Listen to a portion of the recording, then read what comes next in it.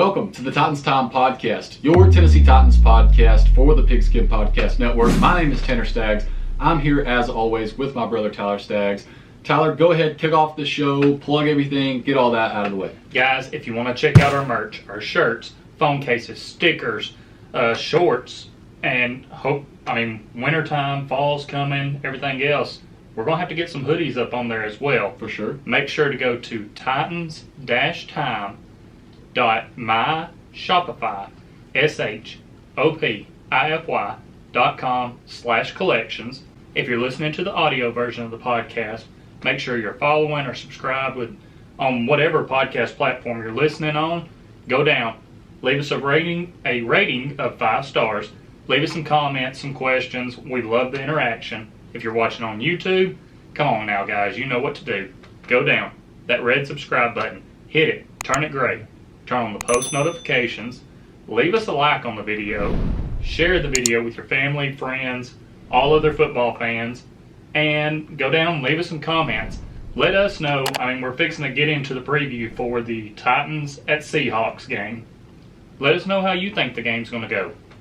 Also, make sure that you're following us on social media, the ones that we're most active on. On Twitter, it's Titans_time. On Facebook, it is Titans Time. And on Instagram, Titans Time Podcast. All right, let's get into the show. Let's talk about this Week 2 matchup. Titans at Seahawks. They struggled in the home opener.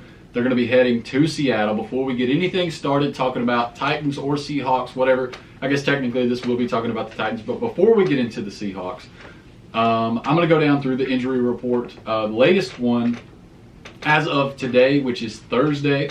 So still plenty of time before game time for these guys to get healthy. But as far as the guys that did not participate in practice, that is David Long and Caleb Farley. Obviously hoping that both of those guys, hoping we can see both of those guys get out there in time. We know David Long was a no-go last week. Right. So hopefully maybe he'll get back this week. And Caleb Farley went from being a full participant yesterday to not practicing at all today. Don't really know all the full details on that, but I wouldn't expect him to miss.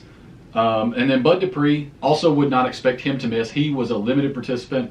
And everybody else down that was listed on the injury report, that's A.J. Brown, Ferkser, Harold Landry, Chris Jackson, Josh Reynolds, Derek Roberson, Jayon Brown, and Rashawn Evans. They were all full participants. And I don't expect any of those guys to miss the game. One guy that I do want to mention, Amani Hooker, he has been put on IR. He will obviously miss the game. That's going to be something that we're going to talk about in just a little bit, I would assume, because honestly, with the way that this Seahawks team plays, that's going to have some pretty big implications for how this game may go. It could.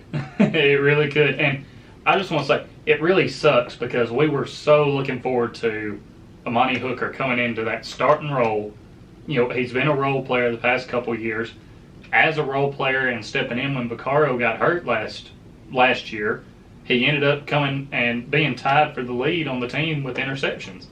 So, you know, it's going to hurt having him gone. And I was actually wondering at the game this past week, I seen him going into the locker room, you know, a little bit early. I think it was before halftime. I was like, man, hopefully he ain't hurt. And then sure enough, a couple of days later, gets put on IR. That's definitely a pretty big blow because Amani Hooker is somebody that I feel like played excellent last season. And honestly, he's one of the key pieces in that secondary. So obviously going to miss a minimum of 3 games. So, that's going to be huge, especially in this Seattle game because they do have a strong passing attack. They can attack deep. So it's going to be interesting to see how, I believe it's going to be Bradley McDougal. I was going to say, revenge game for Bradley McDougal. Yeah, so we'll see that. Definitely see how he steps in and how he plays. That'll be interesting. But let's get into talking about this Seahawks team. And we also could possibly see Dane Cruikshank out there. He's another option. Yep. So, you know, it's going to be interesting to see how those guys step in, who really does the majority of the work filling that role, and honestly how they do, because that's a big place to step into against a veteran quarterback like Russell Wilson and some good receivers like DK Metcalf and Tyler Lockett. Yeah, I mean, guys who are really good deep threats. I mean, we've seen that. Normally when you think of the Seahawks, I know for me at least, over the past couple of years, when you think of that deep shot that they're taking downfield, you think that they're going to DK Metcalf. I mean, just over the past couple of years, Tyler Lockett's been around a little bit longer, but he was the one killing the Colts on those deep passes last week. So, you would like to have Amani Hooker back there and guys that they've kind of been working together more on this defense so that the top doesn't get taken off our defense. Yeah, because it was several times in that game against the Colts in week 1 that it was just like Tyler Lockett would just blow past the I can't exactly remember who the safety was. I want to say that Corey Willis, Colts safety, he absolutely got completely thrashed by Tyler Lockett all game long. It was like several times, even when Lockett didn't make a play downfield, that you could see him absolutely blowing past him and Willis in the secondary. And, I mean, that's just going to have to be something that the Titans watch for, because especially with having somebody else step in, not having Amani Hooker there, that's something. I mean, I feel like that's a job for Kevin Byard, honestly, because I don't think you leave that up to one of those guys that's stepping in. Well, we need Kevin Byard to do something. We need the old Kevin Byard. He got beat a couple of times this past week. I'll get it right here in a minute. But one time when he got beat by DeAndre Hopkins for that one touchdown, that I've been seeing a lot of people talking about. I don't think that was a bad play by him. It was bad coaching. It was a bad call because you had DeAndre Hopkins in the slot and you had Kevin Byard on him. Yeah. I mean, that's not a matchup that you want. You don't want, your safety on a number one guy like that. Right. Especially playing off of him. And you think about it, Seattle's going to be watching that, and they'll move Lockett around into the slot. They may pull Metcalf into the slot. And one thing I was going to say is, in the game against the Colts, Metcalf wasn't really, effective or targeted in the first half. Right. He done all of his work in the second half. But, when you focus so much on him, you can't forget that Tyler Lockett, he's a threat. Tyler Lockett is arguably a better wide receiver than DK Metcalf, in my opinion. He has a better route tree exactly. than Metcalf. Exactly. I will definitely give you that. I think, obviously physically, DK Metcalf is the better receiver in that aspect. But Tyler Lockett is the more all-around. I mean, he's better all around. So I want to talk about this right quick, because it's something we're going to have to see, because obviously we want our safeties over the top, making sure that no one gets behind them. So it's going to come down to our corners. What corner do you put on what guy? That's something that we actually talked about last week while you were at the game, because I was like, and to be honest, I haven't actually went back and looked at this to really make sure that my take was right. But I was like, Jackrabbit is not a guy that you want to be your corner that's covering other number one wide receivers. So, and I pointed this out to you, and I also said it in our recap. I'm still not completely sold that that's the case. But at the same time, I'm not making the argument that he deserves to be on, the opposing team's number one guy, because he slipped a couple of times. Something about his cleats were not right with the grass. I mean, he's even made it a point that he's going to get out on the field early in Seattle to make sure he has the right cleats on, so that does not happen again. And, the first play that we talked about where DeAndre Hopkins was wide open, I mean, Jackrabbit fell down. If he hadn't have fell down, that play may not have been open. Right. And then there was another time when, like I said, DeAndre Hopkins ran a shorter route, and when Jackrabbit went to, go and break on it, he slipped and fell, and you can't do anything. It makes you look worse than what you actually were. Right. Well, I don't think, I'm not going to say that Jackrabbit, he's not going to be my guy that I would put on Metcalf. And that is not because I'm not like downgrading him to a second wide receiver, because Tyler Lockett is obviously, I said all around the better receiver. So I feel like personally he matches up a little bit better with Tyler Lockett.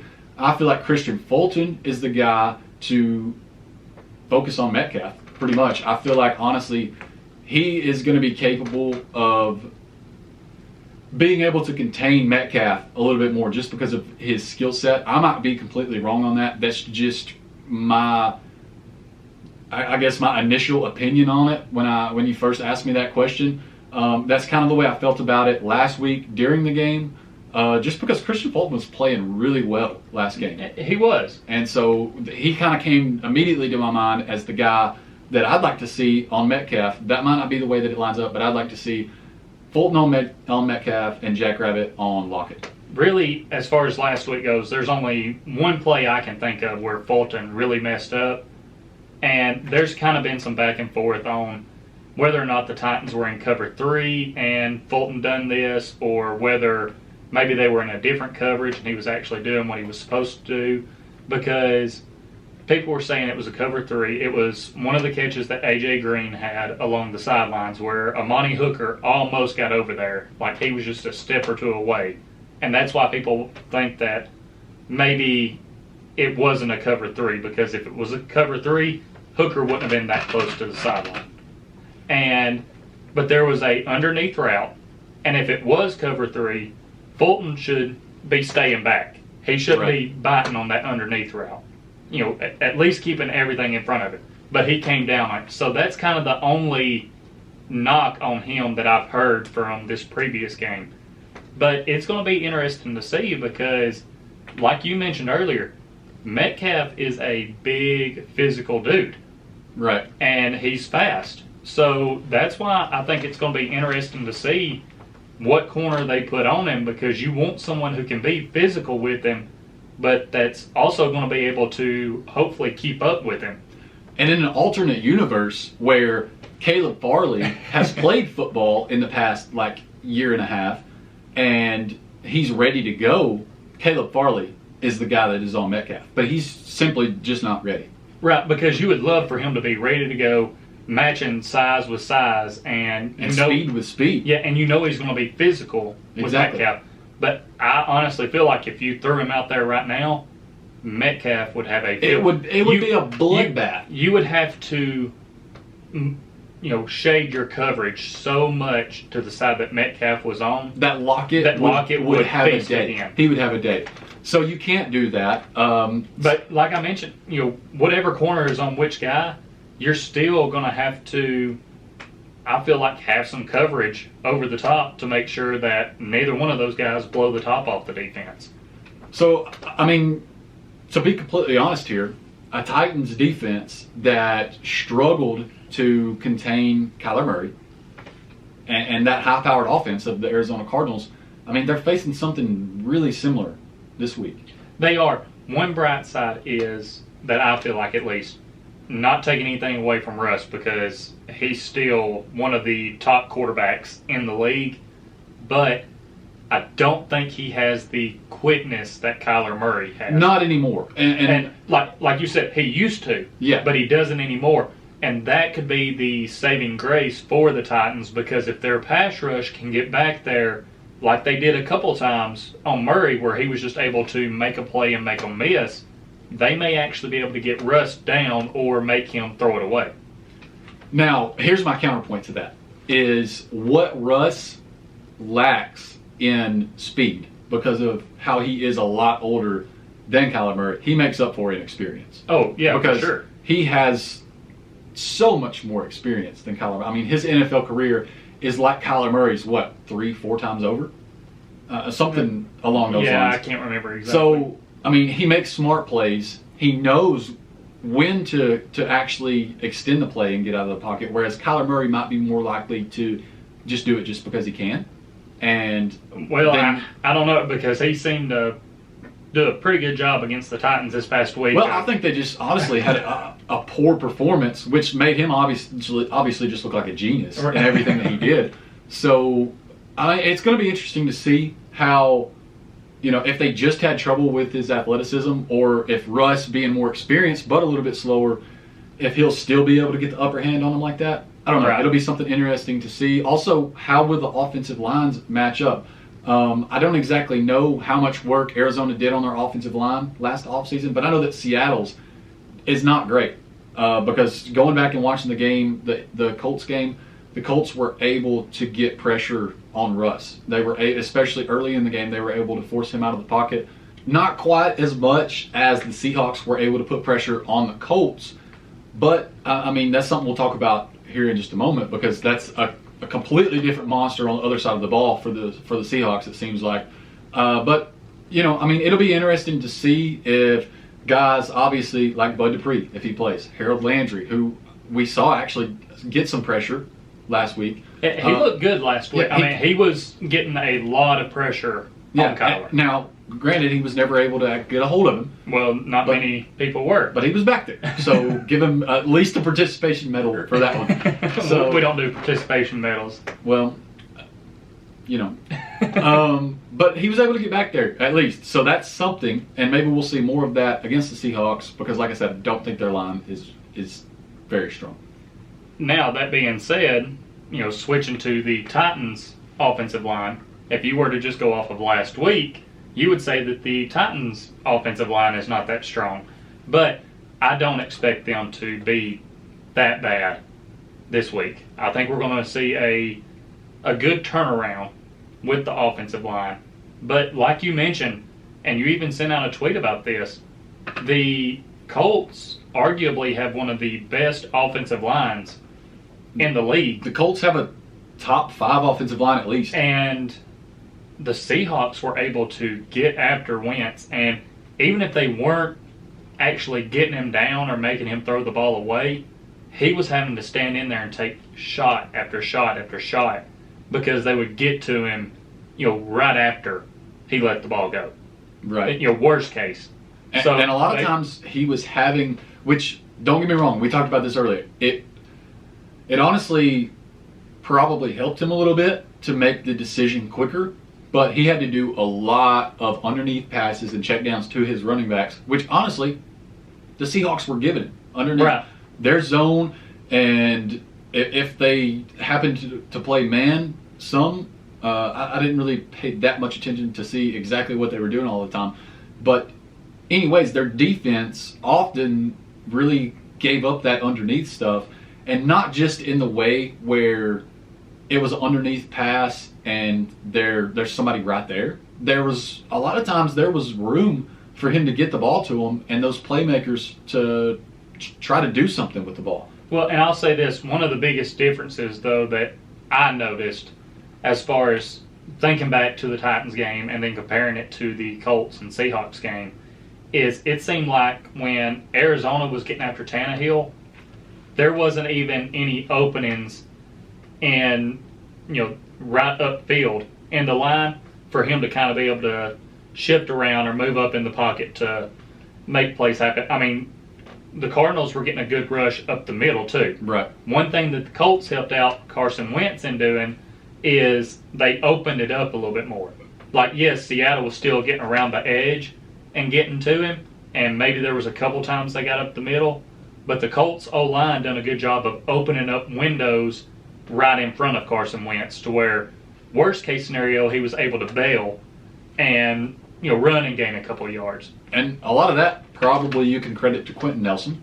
Yeah. So he's one of the best offensive linemen, if not the best.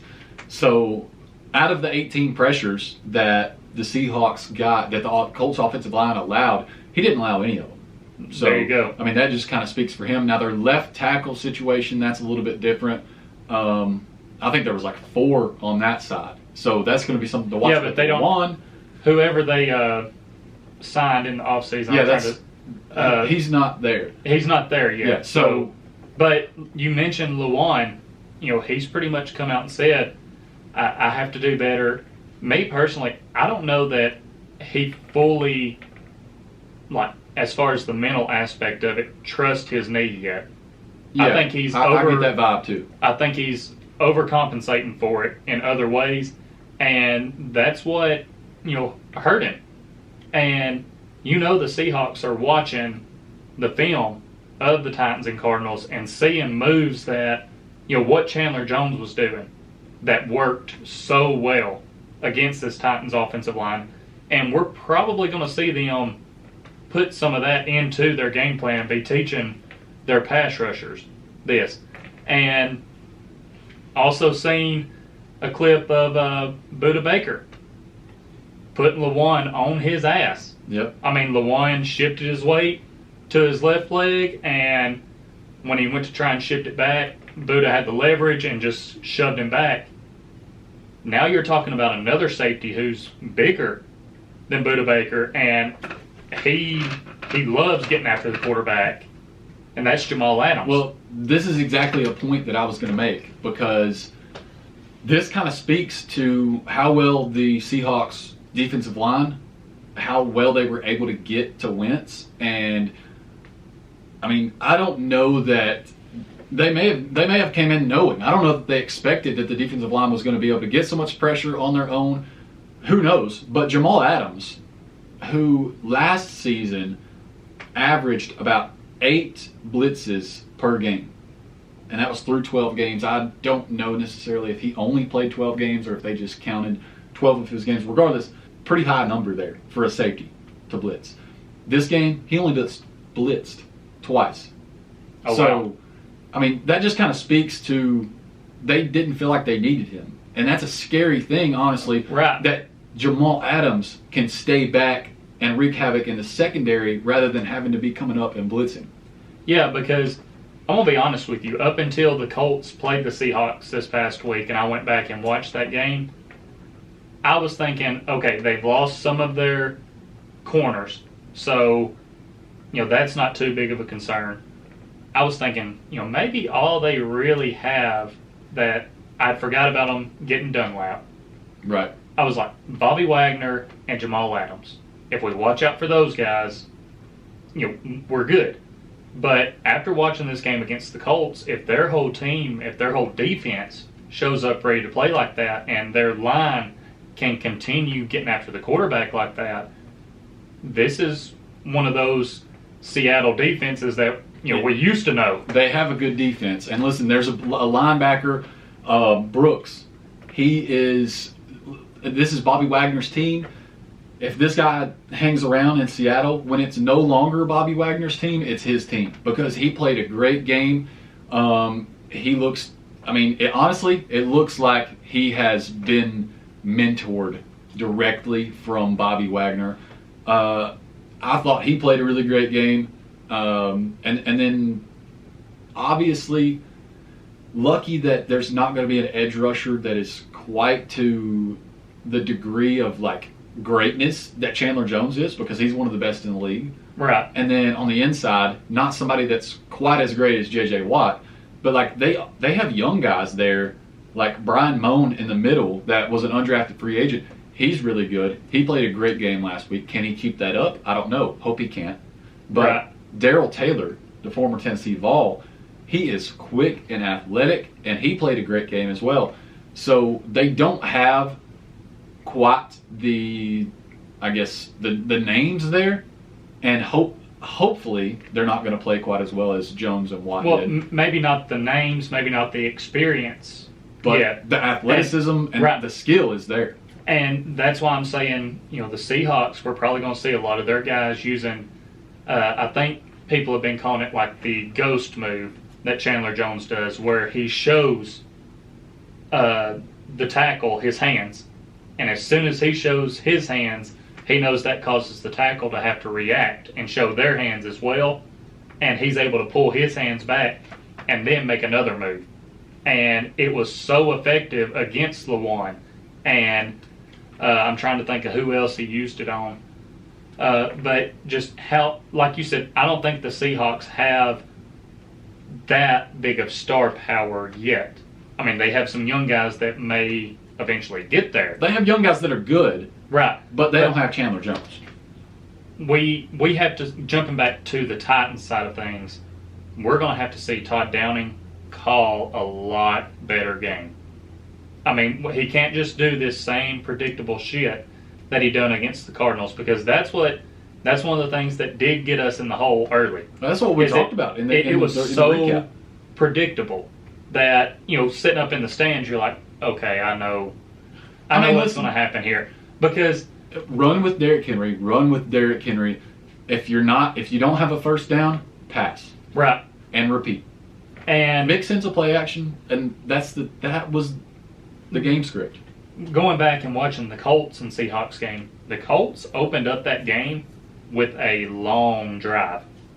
Granted, they only ended up getting 3 from it, but I think there was roughly like 3-4 minutes left in the quarter when they got finished with that. It was still around. It was like a 8 or 9 minute drive, so there was still like 5, 6, 7 minutes left. But they opened up with that long drive. They were able to move the ball through the air. They had their run game going some. I know later on they ended up having to go away from the run a little bit and just kind of, like you said, keep hitting underneath stuff, especially to their running backs. But early on, looking at some of this stuff, I'm like, if the Titans' run blocking can be on point, maybe we get Derrick Henry going early and it's able to better set up that play action or, the big play down the field. And that's best case scenario, is that Derrick Henry comes out and he's able to establish some things early on. Now, granted, this is not November, this is not December, so don't expect Super Henry, because that's just not what he does. Okay, but it could be. But he doesn't do that. Well, he doesn't do that early in the season. The main thing, he is not that best running back in the NFL until November, until December. Okay. I will stand by that. He finally got some running room against the Cardinals in the second half, and almost all he had to do was beat one more guy. Yeah, he has the potential to break that run open anytime. That's the point that I'm getting to. But that constant 8 yards, 7 yards, 10 yards, that constant literally just beating up on everybody, doesn't happen until later in the season. It depends on how good our offensive line is. Go back and look at the trends. Look at his past 2 seasons, and you'll see it every time. I'm talking about this season. If you go back and look at that Cardinals game, how many times was someone already in the backfield though when he got the ball? That's the point I'm trying to make. No, I get that. If he can't even take 2 steps before someone's there, that's not his fault. He can't get going if that's the case. No, and I mean, he will once the season gets a little bit further in towards the end. I know that you're wearing your Henry jersey. You're saying that later in the season, if come November, just because it's November, he does better later in the season. When he's not even able to take 2 steps in the backfield and someone's there, he's still breaking the run. For 7-8 yards. No, not necessarily. Okay, but what I am saying... That's the point that I'm getting to. That's the point that I'm getting to. Okay, now let me get to my point. Now that you got to your point, because I get that. But what I'm saying is, even if he did have that offensive line play now and in the future, you're still not going to see what you're going to see in November. He's going to have his typical... Sometimes he's going to have 80 yards, might have a touchdown. Sometimes he'll break 100. He'll get in that 100, 115 range-ish.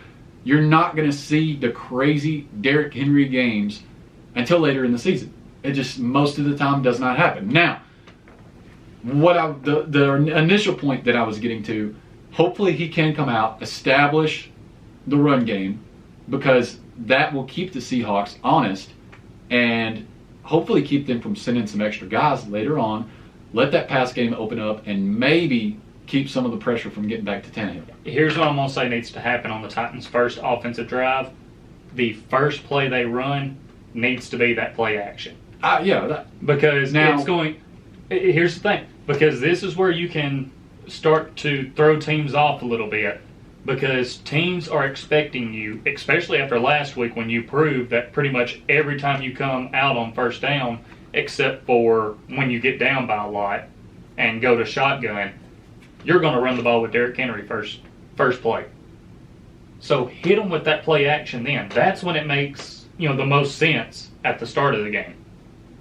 Now, I'm definitely hoping to see the play calling be completely different on both sides of the ball, because these are 2 young coordinators, new coordinators, really. I mean, so I'm interested to see, one, how can they adjust? How can they adjust after a bad game? What kind of, I mean, how quickly can they realize that what they were doing is not working? Possibly not just, well, it didn't work for that game, but, you know, maybe I need to make some adjustments, go ahead and get ahead of this so that it's not several games in a row where I'm completely just shitting the bed. Also, a couple of things with the Seahawks. Obviously, we've talked about, got to make sure that you're not letting things happen over the top, because they will do that.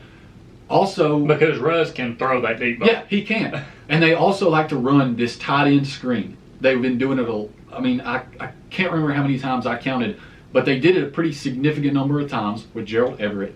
And he's a tight end that's athletic, and if you let that catch you by surprise, that could be one of those plays that was similar to the who am I thinking of? Anyways, the big screenplay for the Cardinals last week. Rondale Moore.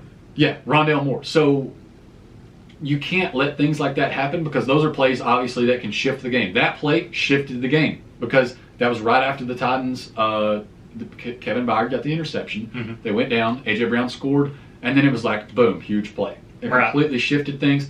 So screens, plays like that, especially, they like to run that tight end screen. Sometimes they like to do it after they've set it up with a couple of good runs on a play action. And that's kind of similar to some things that the Titans used to do with Jonnu Smith. So, that's something to watch for there. Just things that they do offensively. I'm ready to see, can Shane Bowen look back at the film and put together a good, competent game plan that can stop what's been working for the other team. Well, and here's what I'm going to say. The Seahawks are another one of those teams that they have a good quarterback, they have good receivers, they have a good tight end, but their running backs are also pretty good Chris as well. Carson is good. And he had some success last week, too. And they can catch out of, they can slip out of the backfield and catch some passes. And, there was a 3rd and 1 early in the game. It looked like there may be nothing there because they tried to run him right up the middle. You're thinking, the Colts kind of collapse in, because the Colts usually have, over the past couple of years, they have a good run defense. You have DeForest Buckner right there, to be able to help slow down the run. 3rd and Darius 1, Leonard, who and he's great. So 3rd and 1, Carson busts it right up the middle and has a huge game. And even a stiff arming a guy getting over to the sideline.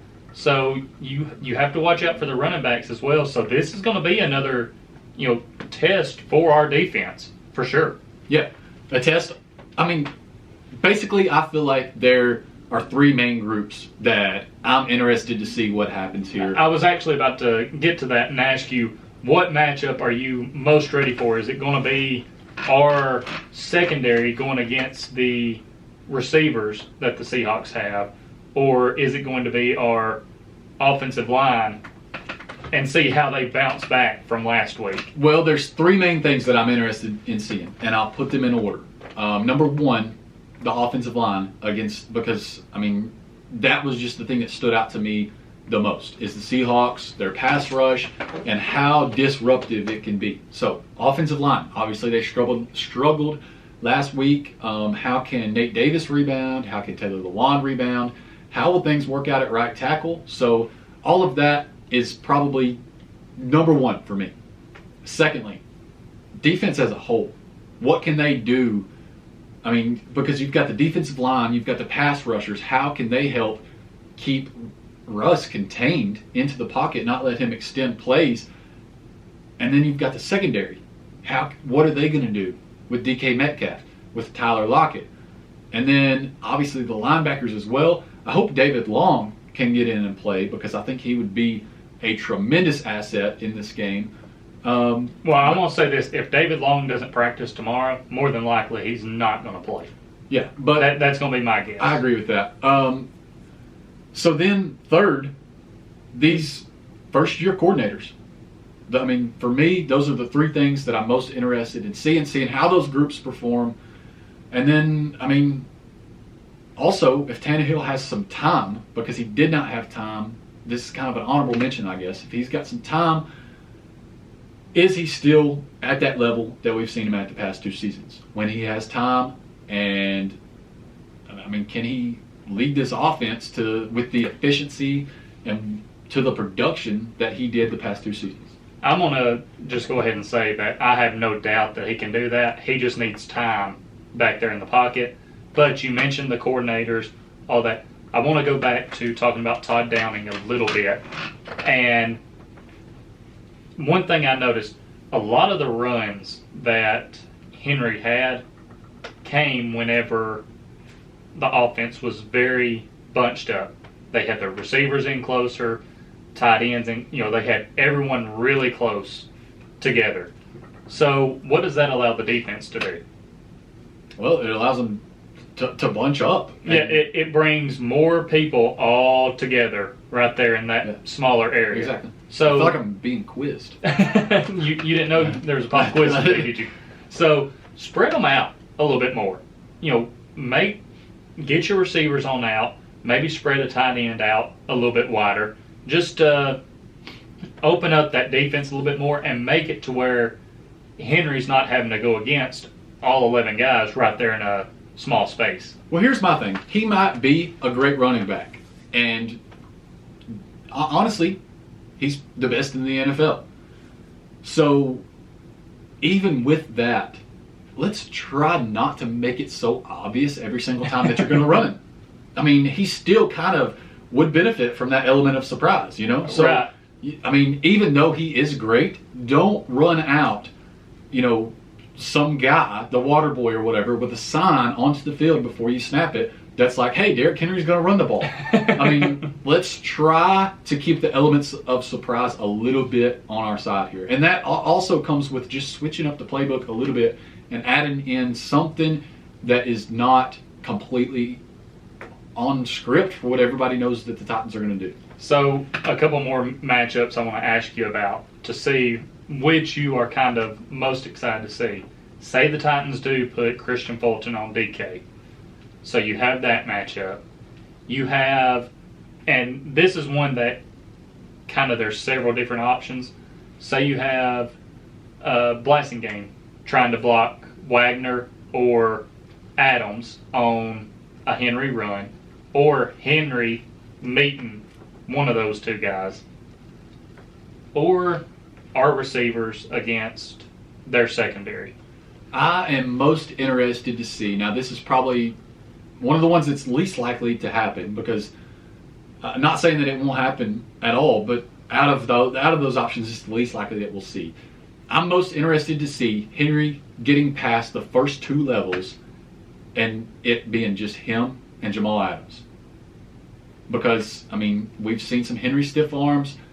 How does that work out when it's Jamal Adams? Now, one thing that I think would be interesting to see, because we had all of that going on with Ryan Clark last year about how Henry doesn't run someone over. So, but he even said that if Henry does that, he will come out and say, okay, he's proved me wrong here. So like Henry and Wagner meeting, right up the middle, that small space, and Henry running him over. But does Henry win that battle though? That's why it's exciting to see. Because you really have to think about it, because Wagner's known as one of the harder hitters. Wagner's not a pushover. Right. But the matchup I'm actually most excited to see is I'm hoping the Titans do put Christian Fulton on DK, and I want to see that matchup. Because that'll be a good test for him. Right. For me, I'm ready to get into our quick hitters for the end of the show. I don't know if you are. Yeah, but I think so. We've kind of hit on what we have to watch out for with Seattle's offense and how their defense, I think, with this first game kind of surprised both me and you, because right. That was one of the things we talked about when the schedule was released. Like, okay, this game is going to be tough because it's Seattle. They have a good offense, but maybe we can take advantage of their defense.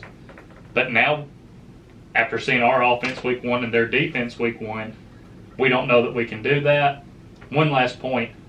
I mean, we've said it, I think, before, and just even telling Titans versus Seattle, they're going to Seattle right to play this. There has not been fans in Seattle's stadium in a long time. So Right. you know they're ready, and they've always been one of the loudest stadiums in the National Football League. That is definitely. I mean, that's a factor for And sure. they are coming off a big win against the Colts Exactly. in Indy. So you know those fans are going to be extra loud. Yep. So let's get into the quick hitters. Bold predictions. Keys to the game. Then bold predictions. Then score predictions. It's been a while since we've done that, obviously. But keys to the game. First and foremost, I'm going to go first. Keep Tyler Lockett contained. Do not let him get behind you. Do not let him get deep one-on-one with Bradley McDougall or Dane Cruikshank, for that matter. Hey, maybe Bradley McDougall is the answer. I mean, if he was in Seattle, he knows Tyler Lockett, and maybe he can handle that matchup. My key to the game is going to be give Ryan Tannehill time. Our offensive line needs to keep. So normally, that's a pretty good one, is that your quarterback needs some time to be able to run the offense. Keep Tannehill upright. Okay. That's going to be my key to the game. Kind of picking apples from the bottom of the tree there. I mean, really, we just talked about earlier in the show how Lockett was burning. I guess obviously our keys to the game are always pretty like Captain Obvious. Yeah, because I mean it's things that if you want to win, you got to do it. You got to do it. So let's get into the bold predictions, because this is something that I haven't been a part of the show for since last season. So. I included yours. I know, but it didn't feel the same. Before we get into ours, and I'm going to go ahead and throw the score predictions out there as well. We're trying something new this year. We're trying to get fans of the show more involved, followers off of Facebook, Instagram, Twitter involved. So, just asking them, give us a score prediction. If you want to, give us a bold prediction. My amazing wife, Carrie, she gave a score prediction of the Titans winning 24-21. That one, I'll be the first to say, that one worries me a little bit, because that means we're having to bank on a field goal being made by Bullock. Her bold prediction, I kind of changed it up a little bit. She had said that Lewan would be solely responsible for making sure that Ryan Tannehill did not get touched by the pass rush. Did come back and say that, she knows it's a group effort by the whole offensive line. So the way I changed it up a little bit is saying that Lewan would not let Tannehill be touched by the pass rush coming off of his side. Controlling what he can control. Brother-in-law Thomas Peterson Jr. gave a score prediction of the Seahawks winning 24-10. He just thinks that going into that environment, especially with a team that has so much to fix against a good Seattle team, they just won't be able to get it all fixed. Drake Newton has the Seahawks winning 24-14. Tried to go back on his bold prediction because he realized that the two guys he was playing in fantasy had Russell Wilson as their quarterback. But he said that the Titans were going to let Russ cook, and he has Russell Wilson having 427 pass yards and 3 touchdowns. Levi Kelly, been a fan of the show since we started up. Yeah. Just a great supporter. Didn't really give a score prediction, and I kind of have to dive into this a little bit. And Levi, I just have to say, if you're listening, man, I hope you're wrong on this, because I do not like this bold prediction. His bold prediction is that Tannehill goes down with a minor injury. I'm knocking on wood because, we have equipment up here. But he said that the Titans would be down by 3 touchdowns at that point, and Logan Woodside comes in, goes 12 for 14 for 287 yards, brings the Titans back to victory, and begins a new Titans era. Interesting. So I can tell by your facial expression, you're like me, and you're like, if he gets this, we have to give him several points for his bold prediction. I don't want him to get this. Sorry, Levi, again, but and then the last score prediction that we got was off of Instagram from Titans Torch. Make sure to go give them a follow. Their Instagram is @TitansTorch, so easy to find. Yeah. They gave a score prediction of 31-14, Titans winning. So, really, most of the time on here, all we have is Titans winning. And even last week, I know you weren't here, but all we had was Titans wins. Now we got some people saying Titans Seattle. losses. So, I mean that's interesting because obviously we'll see what we add in here when we give our score predictions after the bowl predictions. But let's jump into those bowl predictions. And I'll let you take this one first since I knew you were going to. No, you know what? You were gone last week. No, I took the key to the game. Yeah, I'm actually doing you a favor by letting you go first. So are we going with bold predictions first? Yeah, bowl predictions. Bold prediction. The Titans offensive line will not allow any sacks this week. I'll count that as bold because they gave up 6 last week. That's not going to happen. So I'm going to say bold prediction. Derrick Henry will. I can't really explain like the wordage for how I want to say this, other than I guess Derrick Henry will record a triple crown because, or what's it called?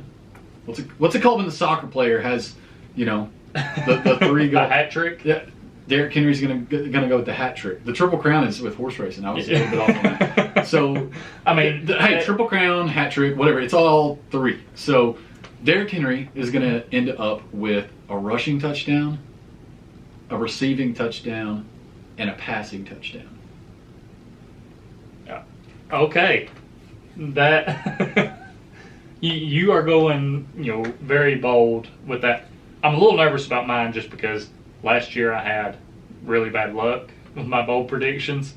Well, I mean, if you're doing it right, if you're making them bold, you honestly shouldn't get more than 1 or 2. Right, but I'm not even talking about getting them. I'm just talking about usually whatever I would say, the opposite would happen. Yeah. So, it makes me a little bit nervous doing that. But now, on to our score predictions. I'll take this one first. You get to take this one first. I'm going Seahawks 27, Titans 14. Oh, wow. Because I don't think they take this one. You don't think they get the I agree back? that there's still some things that need to be fixed. I think Taylor Lewan will play a better game. Obviously, I think the defense will play a little bit better. But unfortunately, I just think that the Seahawks are one of those teams that they're really strong right now at the beginning of the season. I think the Titans will be a good team. I think they'll be one of those teams that get hot towards the end of the year. Right now, I think the Seahawks are just one of those teams that have came out hot. All right, I'm going to say that most of the time the Titans, over the last couple of years, when they've kind of had their backs pushed against the wall, they've kind of rebounded some and came out and found a way to win. And man, I've struggled with this all day because I've been thinking about it. My mind wants to say that the Seahawks win, and even when I done my season predictions when you were still gone, I had the Titans beating the Cardinals and then losing to Seattle. But I think the Titans will find a way to pull out a win, but it's going to be a very close game. I'm going to say Titans 28, Seahawks 27. Okay. And once again, you allow your bias to have you not keep it real. Hey, so look, I told people this is what we know. This is what the facts are from this podcast. Is that I will always keep it real, and you will always kind of like Derrick Henry being an early season running back. You'll kind of skew things in the favor of the Titans in all scenarios. Here's that. On the other hand, will always bring information about the Titans, but factual information about the Titans.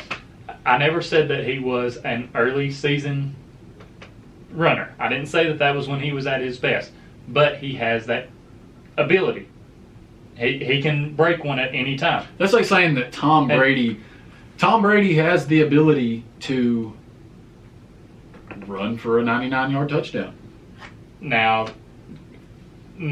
come on. But will he? No. Derrick Henry is not going to have the games that he has in the late season, early season, because he is a late season running back. Here's what I want to throw out right quick. Whenever I done my season predictions, I was very open and honest. I said I had the Titans finishing 12-5.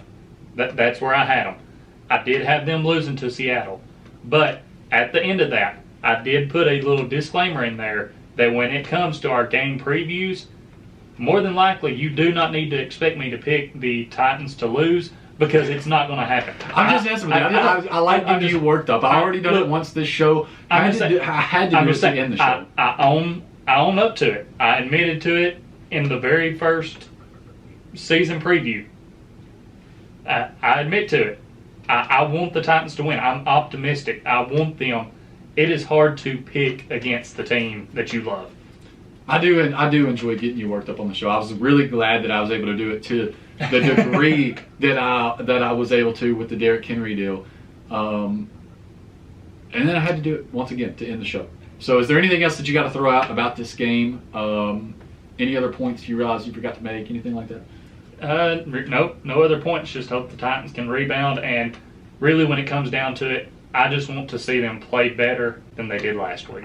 And I'm hoping that Derrick Henry is ready to really pack the stat sheet. So, I mean, he really needs to bring his arm, his legs, and his hands. Because he's going to need all three of them: receiving, passing, and rushing. I mean, hey, we've seen 2 trick plays last. Exactly, and we know that they've got that in the playbook for him.